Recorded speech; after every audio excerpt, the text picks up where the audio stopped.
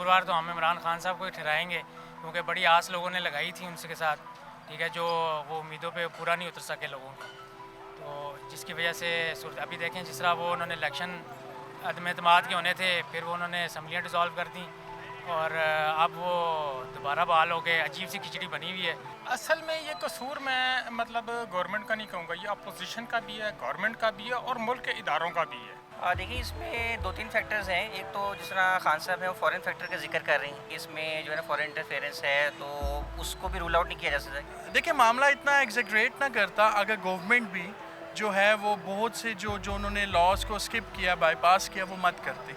सो इसको तो अगर आप बात करें कि जो उसके बाद जो सुप्रीम कोर्ट का वर्डिक्ट आया है, वो तो आई बिलीव कि according to the code of conduct ही आया, उस पर तो कोई आप कमेंट नहीं कर सकते। बट जो गवर्नमेंट है, गवर्नमेंट को सोच समझ के डिसीजन लेना चाहिए। बहुत सारी चीज़ें ऐसी हैं जो कि अनर्थ होना बाकी हैं, लेकिन जिस तरह गवर्नमेंट क्लेम कर रही है कि जो है ना एक बैरूनी साजिश इन्वॉल्व है, तो इसमें जब तक फैक्ट्स एंड फिगर्स पब्लिक के सामने नहीं आएंगे, कुछ कहना मेरा ख्याल है कबल अज़ वक्त होगा।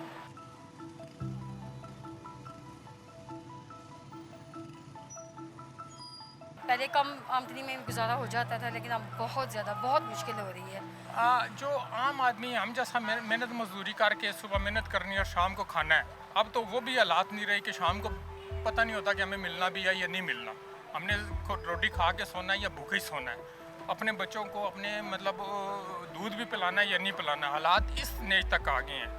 वैसे तो सुनने में बहुत आ रहा है कि महंगाई है, लेकिन आप मार्केट्स में चले जाएं, आप छोटे बाज़ार में चले जाएं, आप मॉल्स में चली जाएं, तो रश इतना ज़्यादा है कि देख के लगता नहीं है कि महंगाई है। हम लोगों को बस रोने की भी बहुत ज़्यादा आदत है।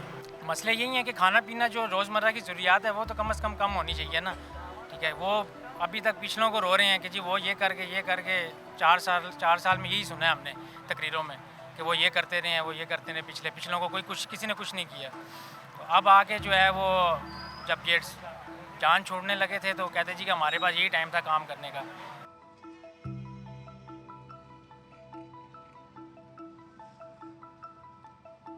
नवाज शरीफ के दौर में अगर मुल्की हालात मतलब जो पर्दे के पीछे थे उससे तो हमें आगाही कोई नहीं थी ना, लेकिन हमें तो मतलब सुकून था ना।